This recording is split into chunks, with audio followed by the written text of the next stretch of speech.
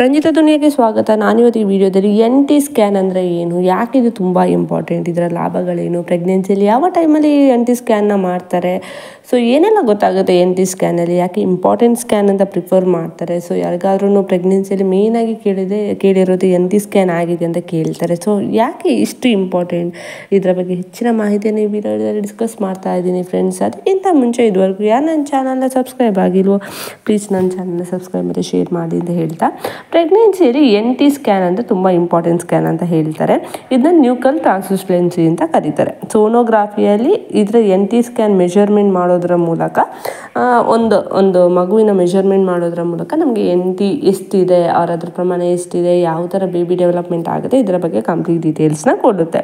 So ಸೋನೋಗ್ರಫಿಯಲ್ಲಿ ಯಾವಾಗ ಈ NT scan ಮಾಡ್ತಾರೆ, ಅವ್ರ ಸ್ಕ್ಯಾನಿಂಗ್ ಯಾವಾಗ ಮಾಡ್ತಾರೆ ಅಂತಂದರೆ, ಎಕ್ಸಾಕ್ಟ್ ಹೇಳಬೇಕು ಅಂತಂದರೆ 11 ವೀಕಿಂದ 13th ವೀಕ್ ಒಳಗಡೆ ಈ ಸ್ಕ್ಯಾನಿಂಗ್ನ ಮಾಡಿಸ್ಲೇಬೇಕು. 11th ವೀಕಿಂದ 13th ವೀಕ್ ಅಂದರೆ ಫಸ್ಟ್ ಟ್ರೈಮಿಸ್ಟರ್ ಎಂಡ್ ಆಗೋದ್ರಲ್ಲಿ, ಅಂದರೆ 3 ಮಂತಲ್ಲಿ 3rd ಮಂತಲ್ಲಿ ಮಾಡೋ ಸ್ಕ್ಯಾನ್ ಈ NT ಸ್ಕ್ಯಾನ್. ಯಾಕೆ ಎಕ್ಸಾಕ್ಟಾಗಿ 11 to 13 ವೀಕ್ ಒಳಗಡೆ ಈ ಸ್ಕ್ಯಾನಿಂಗ್ ಮಾಡಿಸ್ಬೇಕು ಅಂತಂದರೆ, ಎಕ್ಸಾಕ್ಟಾಗಿ NT ಮೆಜರ್ಮೆಂಟ್ ಬರೋದು ಈ ವೀಕ್ ಒಳಗಡೆ. ಒಂದು ವೇಳೆ ನೀವು ಬಿಫೋರ್ 11 ವೀಕ್ ಮಾಡ್ತೀರಾ, 13 ವೀಕ್ ಆದಮೇಲೆ ಏನಾದ್ರು ಮಾಡ್ತೀರಾ ಅಂತಂದಾಗ ಆವಾಗ ವೇರಿ ಆಗೋ ಚಾನ್ಸಸ್ ಇರುತ್ತೆ. ಅಂದರೆ ಡಿಫ್ರೆನ್ಸ್ ಬರೋ ಅವ್ರ ವ್ಯಾಲ್ಯೂಸ್, ಅವ್ರ ರಿಸಲ್ಟ್ ಡಿಫ್ರೆನ್ಸ್ ಬರೋ ಚಾನ್ಸಸ್ ಇರುತ್ತೆ. ಎಕ್ಸಾಕ್ಟ್ ಅಕ್ಯುರೇಸಿಯಲ್ಲಿ ರಿಸಲ್ಟ್ ಬರೋಲ್ಲ. ಸೊ ಅದಕ್ಕೆ ಡಾಕ್ಟರ್ಗಳು ಸ್ಟಾರ್ಟಿಂಗ್ 11 ವೀಕಿಂದ 13th ವೀಕ್ ಒಳಗಡೆ ಈ ಸ್ಕ್ಯಾನ್ನ ಮಾಡೋವಂಥದ್ದು. ತುಂಬಾ ಇಂಪಾರ್ಟೆಂಟ್ ಸ್ಕ್ಯಾನ್. ಇವನ್ ಡಾಕ್ಟರು ಹೇಳೋ ಪ್ರಕಾರ ಇದು ತುಂಬಾ ಇಂಪಾರ್ಟೆಂಟ್ ಸ್ಕ್ಯಾನ್. ಸೊ ಹಾಗಾದರೆ ಯಾಕೆ ಇದು ತುಂಬ ಇಂಪಾರ್ಟೆಂಟ್ ಅಂತಂದರೆ, NT ಅಂದರೆ ಫ್ಲೂಯಿಡ್ ಸ್ಪೇಸ್ ಅಂತ ಹೇಳ್ಬೋದು. ಸೊ ಫ್ಲೂಯಿಡ್ ಸ್ಪೇಸ್ ಅಂತಂದರೆ ಮಗುವಿನ ಕುತ್ತಿಗೆಯ ಹಿಂಭಾಗದಲ್ಲಿ ಒಂದಷ್ಟು ಫ್ಲೂಯಿಡ್ ಶೇಖರಣೆ ಆಗಿರುತ್ತೆ. ಈ ಫ್ಲೂಯಿಡ್ನ ಮೆಜರ್ಮೆಂಟ್ ಮಾಡ್ತಾರೆ. ಸೊ ಇದಕ್ಕೆ NT ಸ್ಕ್ಯಾನ್ ಅಂತ ಹೇಳ್ತಾರೆ. ಆ ಫ್ಲೂಯಿಡ್ ಮೆಜರ್ಮೆಂಟ್ ಮಾಡಿ ಎಷ್ಟು ಅಂದರೆ ಒಂದು ವ್ಯಾಲ್ಯೂ ಇರುತ್ತೆ, ಆ ವ್ಯಾಲ್ಯೂಸ್ ಅಷ್ಟೇ ಬರಬೇಕು. ಸೊ ಹಂಗೆ ಅದು ಕರೆಕ್ಟ್ ಇದೆಯಾ ಅಂತ ಚೆಕ್ ಮಾಡೋದಕ್ಕೆ NT ಸ್ಕ್ಯಾನ್ನ ಮಾಡೋವಂಥದ್ದು. ಅದು 11ನೇ ವಾರದಿಂದ 13 ವಾರದೊಳಗಡೆ ಈ NT ಸ್ಕ್ಯಾನ್ ಮಾಡೋದ್ರಿಂದ ಎಕ್ಸಾಕ್ಟ್ ಎಷ್ಟು ಫ್ಲೂಯಿಡ್ ಇದೆ, ಸೊ ಅದರಲ್ಲಿ ಯಾವ ಥರದ್ದು ಎಷ್ಟು ಸ್ಪೇಸ್ ಇದೆ ಅಂತ ಚೆಕ್ ಮಾಡೋದಕ್ಕೆ ಈಸಿ ಆಗುತ್ತೆ. ಪ್ಲಸ್ ಅಕ್ಯುರೇಸಿ ರಿಸಲ್ಟ್ ಕೂಡ ಸಿಗುತ್ತೆ. ಸೊ ಒಂದು ವೇಳೆ ಇದರಲ್ಲಿ ಫ್ಲೂಯಿಡ್ ಇದೆ, NT ಮೆಜರ್ಮೆಂಟ್ ಜಾಸ್ತಿ ಇದೆ ಅಂತಂದರೆ ತೋರಿಸ್ತೇನೆ ಅಂತಂದರೆ ಆವಾಗ ಅಡಿಷ್ನಲ್ ಆಗಿ ಇನ್ನೂ 2-3 ಚೆಕಪ್ನ ಮಾಡ್ತಾರೆ. ಹಾಗಾದರೆ ಎಷ್ಟು ಫ್ಲೂಯಿಡ್ ಇರಬೇಕು, ಅದರ ಸೈಜ್ ಎಷ್ಟು ಇರಬೇಕು ಅಂತಂದಾಗ, ಒಂದು ವೇಳೆ ನಾನು ಆಲ್ರೆಡಿ ಹೇಳಿದ್ನಲ್ವ 11 ವೀಕಿಂದ 13 ವೀಕ್ ಒಳಗಡೆ ಈ ಸ್ಕ್ಯಾನಿಂಗ್ನ ಮಾಡೋವಂಥದ್ದು. ಒಂದು ವೇಳೆ ನೀವು 11th ವೀಕಲ್ಲಿ ಏನಾದ್ರು 11th ವೀಕ್ ಕಂಪ್ಲೀಟ್ ಆಗಿ ನೀವೇನಾದರೂ ಸ್ಕ್ಯಾನಿಂಗ್ ಮಾಡ್ತಿದ್ದೀರಾ ಅಂತಂದರೆ ಅವ್ರ NT ಮೆಜರ್ಮೆಂಟು 2 mm ಕಡಿಮೆ ಇರಬೇಕು. ಒಂದು ವೇಳೆ 12th ವೀಕ್ ಕಂಪ್ಲೀಟ್ ಆಗಿ ನೀವೇನಾದರೂ ಮೆಜರ್ಮೆಂಟ್ ಅವ್ರ ಸ್ಕ್ಯಾನಿಂಗ್ ಮಾಡ್ತಿದ್ದೀರಾ ಅಂತಂದರೆ NT ಮೆಜರ್ಮೆಂಟು 2.5 mm ಕಡಿಮೆ ಇರಬೇಕು. ಸೊ ಒಂದು ವೇಳೆ 13th ವೀಕ್ ಏನಾದರೂ ನೀವು ಕಂಪ್ಲೀಟ್ ಆಗಿ ಏನಾದರೂ NT ಸ್ಕ್ಯಾನ್ ಮಾಡ್ತಾ ಇದ್ದೀರ ಅಂತಂದರೆ ಫ್ಲೂಯಿಡ್ ಮೆಜರ್ಮೆಂಟ್ 2.8 mm ಕಡಿಮೆ ಇರಬೇಕು. ಸೊ ಈ ಥರ ಮೆಜರ್ಮೆಂಟ್ ಇರುತ್ತೆ. ಪ್ರತಿ ವಾರದಲ್ಲೂ ಫ್ಲೂಯಿಡ್ ಶೇಖರಣೆ ವೇರಿ ಆಗೋದ್ರಿಂದ ಸೊ ಈ ಥರ ವೇರಿ ರಿಸಲ್ಟು ಬರುತ್ತೆ. ಸೊ ಅದಕ್ಕೆ ಹೇಳೋದು ಡಾಕ್ಟರ್ 13th ವೀಕ್ ಆದಮೇಲೆ ಫ್ಲೂಯಿಡ್ ಶೇಖರಣೆ ಇನ್ನೂ ವೇರಿ ಆಗುತ್ತೆ.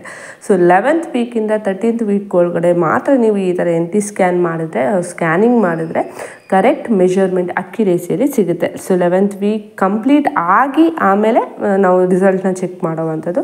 ಸೊ ನೀವು ಯಾವ ವೀಕಲ್ಲಿ ಸ್ಕ್ಯಾನಿಂಗ್ ಮಾಡ್ತೀರಾ, ಸೊ ಎಷ್ಟು ಮೆಜರ್ಮೆಂಟ್ ಇದೆ ಅಂತ ಇದರಲ್ಲಿ ನೀವು ಕಂಡುಹಿಡಿಯಬಹುದು. ಸೊ ಮೇಯ್ನಾಗಿದ್ದು ಒಂದು ವೇಳೆ ಇದು ಜಾಸ್ತಿ ಆದರೆ ಏನು ಪ್ರಾಬ್ಲಮ್ ಅಂತ ಕೇಳಿದಾಗ ಡಾಕ್ಟರ್ಗಳು ಸೊ ಅಷ್ಟು ಅಂದರೆ 100% ಈ ಥರ ರಿಸಲ್ಟ್ ಕೊಡೋಲ್ಲ. ಅಡಿಷ್ನಲ್ ಸ್ಕ್ಯಾನಿಂಗ್ ಮಾಡೋದಕ್ಕೆ ಹೇಳ್ತಾರೆ. ಅಂದರೆ ಕೆಲವು ಡಬಲ್ ಮಾರ್ಕರ್ ಟೆಸ್ಟ್ ಮಾಡೋದಕ್ಕೆ ಹೇಳ್ತಾರೆ.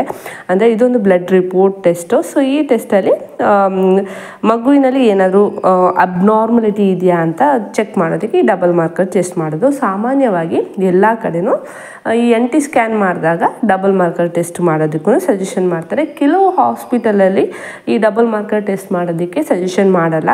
ಬಟ್ ನೀವೇನಾದ್ರು ಯಾವುದೋ ಹತ್ತಿರದಲ್ಲಿರೋ ಹಾಸ್ಪಿಟಲಲ್ಲಿ ತೋರಿಸ್ತಾ ಇದ್ದೀರಾ, ಜಸ್ಟ್ NT ಸ್ಕ್ಯಾನ್ ಮಾತ್ರ ಮಾಡ್ತಿದ್ದಾರೆ ಅಂತಲೇ ಬೆಟರ್ ನೀವು ಡಬಲ್ ಮಾರ್ಕರ್ ಟೆಸ್ಟ್ ಕೂಡ ಮಾಡಿಸಿ ಅಂತ ನೀವೇ ರಿಕ್ವೆಸ್ಟ್ ಮಾಡ್ಕೊಳ್ಳಿ. ಯಾಕೆಂದರೆ ಇದೆರಡು ತುಂಬಾ ಇಂಪಾರ್ಟೆಂಟ್. ಸ್ಟಾರ್ಟಿಂಗ್ ಟ್ರೈಮಿಸ್ಟರಲ್ಲಿ ಈ ಥರ ಮಾಡಿ ಕರೆಕ್ಟಾಗಿ ರಿಸಲ್ಟ್ ತೊಗೊಂಡ್ರೆ ನಿಮಗೆ ಏನೂ ಪ್ರಾಬ್ಲಮ್ ಇರಲ್ಲ ಅಂತ ಹೇಳ್ಬೋದು. ಅಂದರೆ ಕರೆಕ್ಟ್ ಇರುತ್ತೆ ಅಂತ ಗೆಸ್ ಮಾಡ್ಬೋದು. ಸೊ ಇದು ಮೇಯ್ನಾಗಿ ಕ್ರೋಮೋಸೋಮಲ್ಲಿ ಏನಾದರೂ ಅಬ್ನಾರ್ಮಲಿಟಿ ಇದೆಯಾ, ಡಬಲ್ ಮಾರ್ಕರ್ ಟೆಸ್ಟ್ ಹೇಳ್ತಾ ಇರೋದು. ಅಂದರೆ ಬ್ಲಡ್ ಟೆಸ್ಟ್ ಹೇಳಿದ್ನಲ್ವ, ಅದು ಕ್ರೋಮೋಸೋಮಲ್ ಅಬ್ನಾರ್ಮಲಿಟಿ ಏನಾದ್ರು ಇದೆಯಾ, ಅವ್ರು ಟ್ರೈಸೋಮಿ 21 ಡೌನ್ ಸಿಂಡ್ರೋಮ್ ಇರೋ ಸಾಧ್ಯತೆ ಇದೆಯಾ ಅಂತ ಚೆಕ್ ಮಾಡೋದಕ್ಕೆ ಹೇಳೋದು. ಸೊ ಟ್ರೈಸೋಮಿ 31 ಸಿಂಡ್ರೋಮ್ ಏನಾದರೂ ಇದೆಯಾ ಅಂತ. ಸೊ ಒಂದು ವೇಳೆ ಈ ಥರ ಇದೆ ಅಂತಂದರೆ ನಾವು ಅಡಿಷ್ನಲ್ ಆಗಿ ಒಂದು ವೇಳೆ ಆವಾಗಲೂ ನಿಮಗೆ ರಿಸಲ್ಟ್ ಪಾಸಿಟಿವ್ ಬಂತು ಅಂತಂದಾಗ ಅಡಿಷ್ನಲ್ ಆಗಿ ಇನ್ನೊಂದು ಟೆಸ್ಟು ಇರುತ್ತೆ. ಅದು ಸೆಕೆಂಡ್ ಟ್ರೈಮಿಸ್ಟ್ರಲ್ಲಿ ಕ್ವಾಡ್ರಪಲ್ ಟೆಸ್ಟ್ ಅಂತ, ಅದು ಕೂಡ ಬ್ಲಡ್ ಟೆಸ್ಟೇ, ಅದರಲ್ಲಿ ಇನ್ನೊಂದ್ಸಲ ಚೆಕ್ ಮಾಡುವಂಥದ್ದು.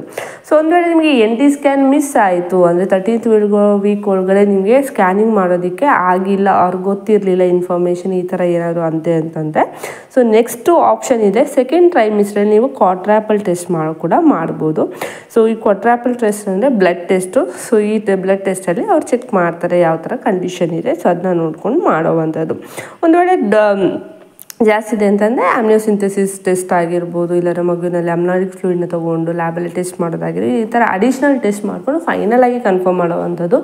NT ಸ್ಕ್ಯಾನ್ ನೋಡಿಕೊಂಡೇ ಮಗುಗೆ ಅಬ್ನಾರ್ಮಲಿಟಿ ಇದೆ ಅಂತ ಆ ಥರ ಐಡೆಂಟಿಫೈ ಮಾಡಲ್ಲ. ಸೊ ನಾರ್ಮಲ್ ಆಗಿ ಸೊ ಒಂದು ವೇಳೆ 2.5 mm or 2.88 mm ಜಾಸ್ತಿ ಬಂತು ಅಂತಂದರೆ ಅಡಿಷ್ನಲ್ ಆಗಿ ತುಂಬ ಟೆಸ್ಟ್ಗಳಿರುತ್ತೆ. ಸೊ ಅದೆಲ್ಲ ಟೆಸ್ಟ್ ಪಾಸಿಟಿವ್ ಬಂದರೆ ಅದೆಲ್ಲ ಟೆಸ್ಟಲ್ಲೂ ನೀವು ಈ ಥರ ಇದೆ ಅಂತಂದಾಗ ಆವಾಗ ಡಾಕ್ಟರ್ಗಳು ಇನ್ನೊಂದು ಅಡಿಷ್ನಲ್ ಟೆಸ್ಟ್ ಮಾಡೋವಂಥದ್ದು.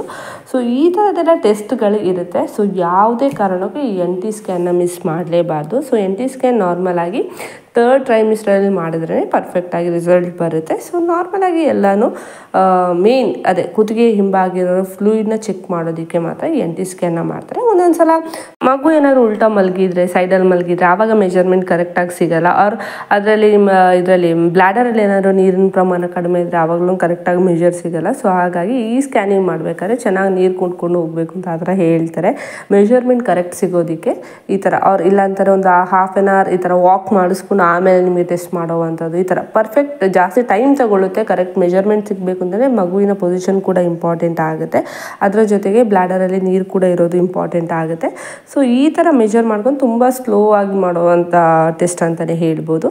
ಸೊ ಇದು ಇವತ್ತಿನ ವೀಡಿಯೋ ಫ್ರೆಂಡ್ಸ್. ಇದೇ ಥರ ವೀಡಿಯೋನ ಸಪೋರ್ಟ್ ಮಾಡಿ, ಲೈಕ್ ಮಾಡಿ, ಶೇರ್ ಮಾಡಿ, ಪಕ್ಕದಲ್ಲಿರೋ ಬೆಲ್ ಐಕನ್ನ ಪ್ರೆಸ್ ಮಾಡಿ. ಯಾಕಂದರೆ ನಾನು ಏನೇ ವೀಡಿಯೋ ಹಾಕಿದ್ರು ಫಸ್ಟ್ ನೋಟಿಫಿಕೇಶನ್ ಸಿಗುತ್ತೆ. ಇದೇ ಥರ ಪ್ರೆಗ್ನೆನ್ಸಿ ಟಿಪ್ಸ್ ಆಗಿರ್ಬೋದು, ಹೆಲ್ತ್ ಕೇರ್ ರೂಟೀನ್ ಆಗಿರ್ಬೋದು, before pregnancy, after pregnancy, baby care, ಇದೇ ಥರ ಹೆಚ್ಚಿನ ಮಾಹಿತಿಯನ್ನು ಈ ಚಾನಲಲ್ಲಿ ಕೊಡ್ತೀನಿ. ನಿಮ್ಮ ಸಪೋರ್ಟ್ ತುಂಬಾ ಮುಖ್ಯ. Thank you.